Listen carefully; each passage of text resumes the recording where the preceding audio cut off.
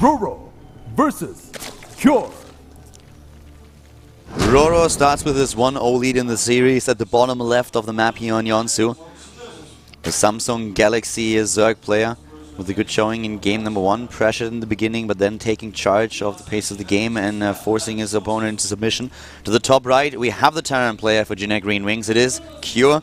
And let's see what the Terran player can do on map number 2, which is actually his map choice. Yep, his map choice. And it's a two-player map that's much easier to defend run-bys on and defend a third base on. Big baneling attacks like the one we saw from RorO, a little bit easier to defend on this map, I feel.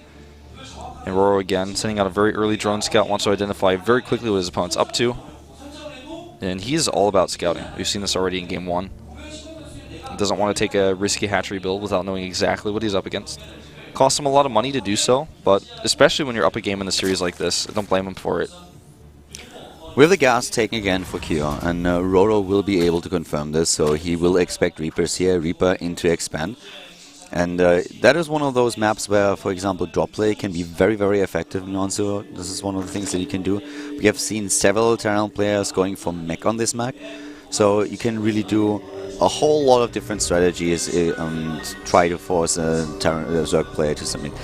The thing is, like, I actually start to like mech a lot more in the current patch against Zerg, and I feel like it's very, very strong. And especially like in the European scene, we see a lot of Terran players now go for even stronger mech compositions, and it's really difficult for a Zerg player, once their mech army is in place, to really contest that. Yeah, it's once you build the composition, you have such a problem. If you can prevent that, or if you can force a Terran player to build a lopsided composition that's, you know, too heavy in one type of unit, like too heavy in Thors or too heavy in Siege Tanks, and you can directly counter him that way.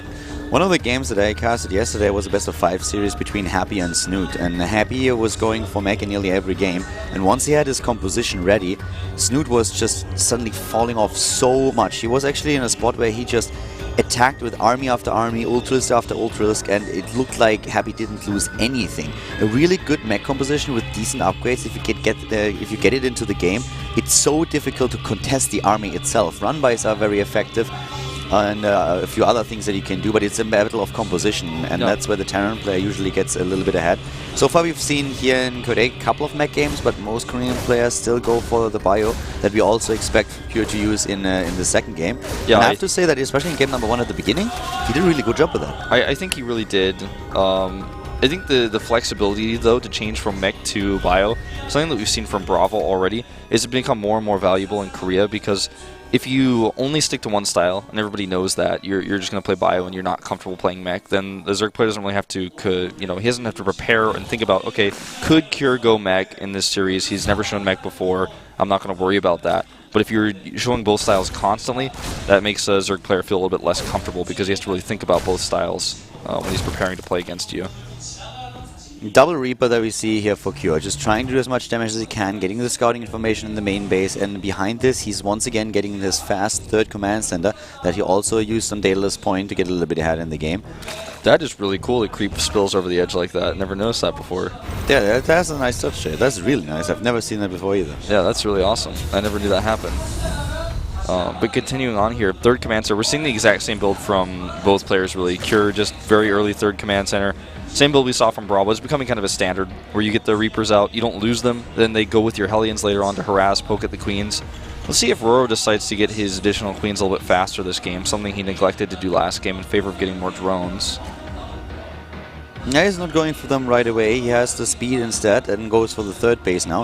I feel he's definitely going to get the extra Queens there, but he seems to be really happy and just to add them a little bit later than most Zerg players do. Yeah, and if you're comfortable with that and you can defend, then it works out. There's the 2 Queens going up. That's going up to 5. It's actually a little bit faster than he used them in the last game. Which is funny, because I feel like on this map it's a little bit more comfortable to have less Queens than on the previous map. I actually don't think so, because like on the last map you can I actually feel on both maps you need them, because if you take this third base at this point, the Queens will have a tough time to walk over from the natural to the third, and you always want to keep a few of those at the natural, since you have several access points to the natural. So if the queens suddenly walk towards the right side of the map because they want to defend the third, if you have a second set of Hellions just to the left at the second entrance towards the natural, then you can get into the main base. And then suddenly you have a huge distance to cover because you walk from your third into the main. Yeah. And that is super, super difficult. So I like getting the queens here a little bit faster just because you don't have to go through the third with all of them. You just use 2 or 3 depending on how many units the Terran player commits. And you keep a few back at home so that you can stop, you can complete the wall. Because I feel we already see the double evolution chamber there, right? So yeah, with 2 queens you can block there. And that's why having 5 queens is giving you a massive safety net. And he's even going beyond that. He's going into a 6th queen. But what we have next up here, by the way, speaking of mech, is we have mech. And RorO is scouting this right away. This Overlord comes in here at the most opportune moment to spot the double factory. And spotting a double factory like this is pretty telling. I mean, it could be possibly that he's just doing a triple Hellion production build, but most likely it's going to be mech. That type of build doesn't really happen anymore in this matchup, and unless you're keen. But double upgrades are coming out here, and Hellbat production has already started. So he just wants to keep this mech army alive, this group of Hellions that he has out right now that you would use also, just like we saw in game number 1, if you go into a bio composition. He wants to use it to pressure a little bit, but it looks like RorO knows what's up. He's starting the missile upgrades already, he gets a Roach Warren, and he's not messing around here when it comes to defending a mech composition. I like mech a lot. I love mech Zerg versus Terran. It's really enjoyable. A lot of people love the faster paced bio play, but I feel that with mech you have quite a different scenario. Usually it's the Terran player who's trying to be a little bit aggressive in a bio composition and just moves out with drop plays around the map.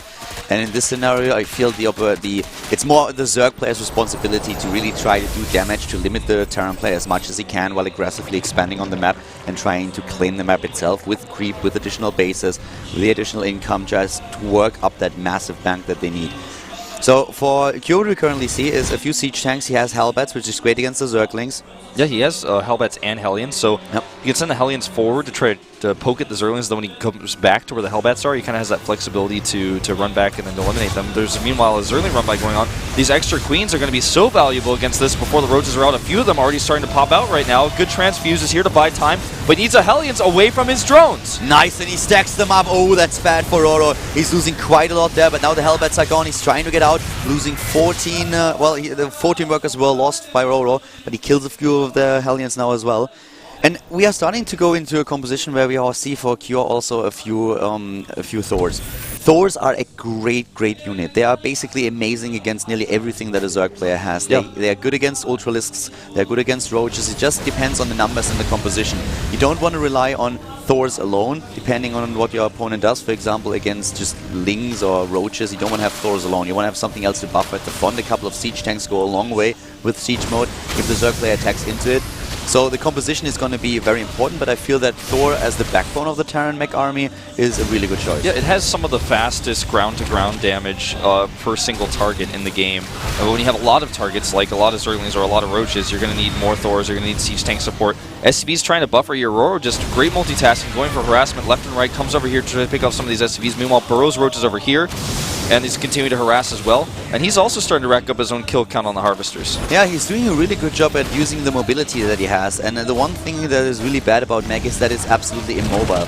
So that's why we see quite often a lot of siege tanks being built at the beginning and just turtling up on those bases, making sure that you cover everything with siege tanks, with missile turrets, depending on what the Zerg player does. And we have RorO going with the Infestation Pit now straight into the upgrade for Locust. So Liberty upgrade is coming in, and also tunneling claws for his Roaches. So he's trying to just put pressure onto Cure right from the get-go and not allowing the Terran player an uncontested fourth base, which is really important. Look at how many creep timbers he's also pushing forward right now. I mean, he's really trying to make sure that creep goes as fast as it can, possibly to the third base of Cure, so that when he gets his Swarmos out, the Locusts can go a little bit faster. They can also move back and forth a little bit easier when they're repositioning themselves because they're so slow off creep. And he's going to have +2 for his missile upgrades, which is going to help those Locusts. Really quick upgrades for Cure, though, on the other hand, and he's not stopping with those. He's continuing those on. I mean, he had 1-1 very fast. This Roach army has to find another way. There's a turret here, so he's not going to get through. Yeah, the Just trying turrets to- are now important, and I love that he adds those. Would like to see also Ravener very soon, as soon as he identifies that there are swarm hosts, just as an addition to the army that he can keep behind, also to just see if those roaches are trying to sneak in once again. But it's the mobility that RorO tries to use, but so far Kyo has stabilized a little bit and has those siege tanks that I was talking about earlier in position to just welcome those roaches when they push in and show them the door. Scan goes down here. He identifies that there's an infestation pit, but also that there's a base over there. And he's got to realize, of course, that the 4th base for him should be finishing up pretty soon. There's a 5th base even for RorO going down at the bottom right, which I like because he has so much creep spread. It's so hard for a mech army. You've talked about this before. It's an immobile composition, but also when you have so much creep against you, there's no way to sneak around the map with Hellions, Hellbats. He's even got Overlord's position on the right side of the map to spot any drops that might send Hellbats over to that location. One of the big problems that you have as a Zerg when you are going up against mech is that it's very difficult for you to engage the army just head-to-head. You can't really take that down. If you get a good flank off and catch him out of position with siege tanks not sieged up, it's definitely possible, but it's very scary. If you approach from the wrong angle, your army will just melt away. So this is where the bank comes into play. And this is exactly what RorO is trying to do here. He knows that this is definitely a threat, even with the sieged up position that he has now, thanks to all of those swarm hosts, but he wants to have the bank that he can utilize. Yeah. The thing I'd like to see maybe from Cure here, it's a big investment for him right now because he doesn't have that 4th base up yet. Hold that thought. Let's see these roaches, see what they do. Looks like not a whole lot, but they're trying to harass. If he could actually put a planetary on top of that ramp where his 3rd base is, that would actually help him so much against this because he's always going to lose units if he doesn't, because he doesn't have enough siege tanks there, and the swarm hosts are going to keep trading for free. They're so efficient. He's having to use scans against these roaches, which is actually a really big annoyance for him, but this is what I'm talking about. He's starting to lose hit points on that refinery, and he's starting to lose hit points on siege tanks, and he's going to get worn down eventually, especially if the swarm hosts move a little bit closer. 4th base is now coming up for Q2, and he wants that extra gas, of course. He's still scanning ahead, and oh, nice scan here. He sees what's going on here, and that, well, those units are getting a couple of hits off. He can kill a few of those swarm hosts if he moves in right now. That's what he does. They need to get out of here. They're actually sticking around, and it's because he's microing his roaches, meanwhile, against that base that's being built. He loses a few swarm hosts, but does get away. But this is huge. He's actually going to be able to force a cancel on that command center over there, and also get a lot of these SCVs, maybe even force a lift once again. RorO is playing this very, very smart. He moves the swarm hosts, he's very active on the map with them, and he draws this opponent's army out while moving into with roaches at one of the other bases. So it's a very, very smart play by RorO. Against the mecha player, it's very difficult, it's very scary actually if you just sit back and let him do whatever he wants to do. So I really like that RorO is trying to be active, that he uses the tunneling clause here to always sneak into another base, and we see that again. Yep, Planetary's not ready, so what are you going to do? I mean, he's got to pull his SCVs away from here. He's lost so many already. He's down to 52 harvesters, 50 harvesters against 82 of RorO. And RorO's really starting to build a bank here, 2,600, 1,500 right now, versus no minerals at all for Cure. I mean, he's depleted. He's constantly having to remax. He splits his roaches too. Like, he splits the roaches up again, sends a few over to the 3rd base, keeps a couple at the 4th, and is now killing harvesters once more. And that's something that he has done over the entire course of the game. We have now a few of the roaches coming in, but there's not even detection any longer, and suddenly they're starting to kill siege tanks. Yeah. RorO is playing an incredibly tactical game against Cure here. He's trading very well, is building up a bank behind it, getting his own upgrades into the game. I really, really like how he approaches this matchup. With all the locusts there, he knew there were no turrets, so he realized he had an opportunity there. And with the bank he has, why not trade roaches for siege tanks like that? Because it's going to be the better trade for you while you have the whole map. If you cut this map in half, RorO already has the left side of it, and his creep spread's going onto the right side. And Cure desperately trying to hold on to this base that's constantly under siege. I really want to see the production tab. Yep, there we go. Because Hive Tech is now completed, +3/+3 has been started.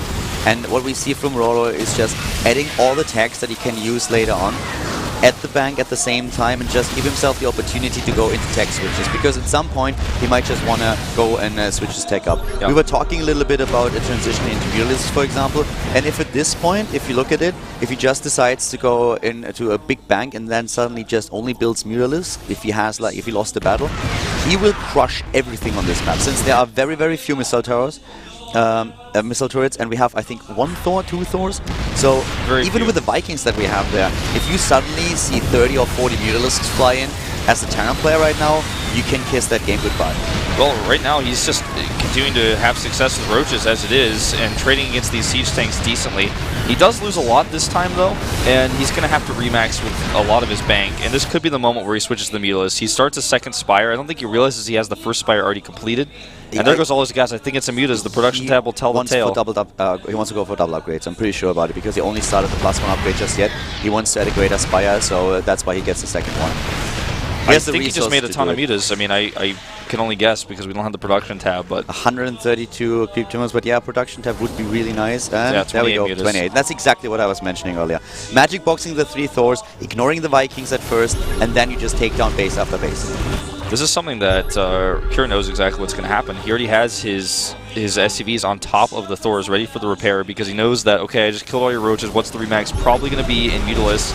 Tries the Magic Box here. Good kiting by Kira, but there's the Magic Box splitting on the Mutalisk. Really nicely done. SCV's desperately trying to go and repair, but it's already too late for one of the Thors. Well, he's actually clustering up a little bit, but at the same time he's also struggling to defend against the Swarm Host that just took down his 4th base. And you can still attack those Thors, but I have to say that his Magic Boxing is actually lacking a little bit. That he lost a lot of Mutalisks there, but it doesn't really matter all that much. Well, his bank is gone, so he can't throw them away. Yeah, but look at Kira's minerals. He's down. He's got no mineral bank, and he has a very, very limited gas income right now, whereas the income for RorO, even though he also depleted his bank, is so high right now. The one thing that RorO did not do is he did not prioritize armor over attack, and with the Mutalisk he should have done this.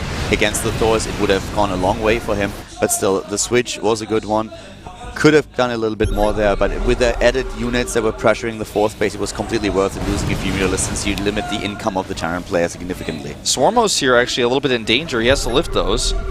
And another scan will actually just take so long for him to kill his tumors. Roach rumbys are really showcasing the immobility of Meg. Roach is going into the main base here. The Mutalisk doesn't want to fight those Thors. He doesn't care about the Mutalisk anymore. He forces his opponent now to go into additional Thors, and he knows that the Mutalisk won't really be able to stay alive in this game. But he adds now just the Ultralisk Cavern, something that he should have maybe done a little bit faster than that. We have Pure now in a position where he says like, alright, I cannot play your game anymore. I have to move out. I have a big army, and I can take your army if you fight me head on. But there are so many bases, and his army is so slow that while he takes down one base after another, RorO is just cleaning house at the top right. Yep. And Locusts are still trading against siege tanks for free. If that ever happens to you and you don't have the infrastructure, if you're losing your infrastructure in the main base, you have no bank, you might be losing the game. Drones are actually being eliminated here very rapidly. He has a few SCVs at the front for repair as well, but he doesn't have the resources to even afford a repair. He has no gas. It's constantly disappearing instantly. He has 80 gas per minute income. But RorO is running low in minerals, and that is starting to get a little bit scary for him as well, because the army size is currently in his favor, that's true, but I feel that if this army at some point is able to get a hold of the Swarm Host, it's going to be a completely different battle, since you cannot fight this. I would actually be really surprised if he tries to unborrow and take down those tanks. I don't think that is... because it looks like he's thinking about it, but that would be suicidal. Well, he's going to go for it with a flank here on the Roaches to the north, but a few of these siege tanks sieged up. He's going to get an okay trade here, actually, with the Locusts helping out as well. Yeah, the Locusts are the big deal. The Locusts are really the game-winning unit there. The Roaches alone don't do the trick, but with the Locusts and the Swarm Host, that's what he needs. That's it, GG. RorO will advance to the winner's match, along with Panic. Yeah. RorO takes it with a 2-0. Really solid play there. I'm glad that we got to see Kira show both styles, but RorO just out-multitasked him, constantly harassing with the Roaches, having the Swarm Host there with the Locusts attacking as well, and then constantly doing the run-bys, the Burrow movement run-bys, and then the Mutalisk switch that forced him into Thors, where he then remaxed with Roaches, had those Locusts again to continue to fight the Thors. A solid play here by RorO, and he had the whole map, over 130 creep tumors. He controlled it. Yeah, he could have, yeah. I agree. I mean, that game was very tactical, and I really liked how he approached it. He did a good job there. Could have maybe with the Mutalisk killed those Thors a little bit faster, especially with an armor upgrade. The thing is, like, if you magic box, you could really see at the beginning he right-clicked, and then the Mutalisk clumped up. That's where he lost a lot of hit points already. And then he started to splitting manually. If you actually magic box that properly and just move in and hit that stop button and just start to fan them out, he would have lost much less and could have done more damage. But the damage that he dealt was already enough because he focused the entire attention of the Terran player to those few Thors, trying to rescue them. And at the same time, the Locusts were positioned at the 4th base base to the left and took that out without being even contested. Yeah, and then so suddenly that was Cure so has worth no it. money, and Exactly. he's forced to attack, and he's attacking onto a whole map of creep with over 130 creep tumors. Okay, guys, we are going to a short break, and then we are having our match between Panic and RorO in the winners match here at the group. So see you guys in the next game of the GSL Code.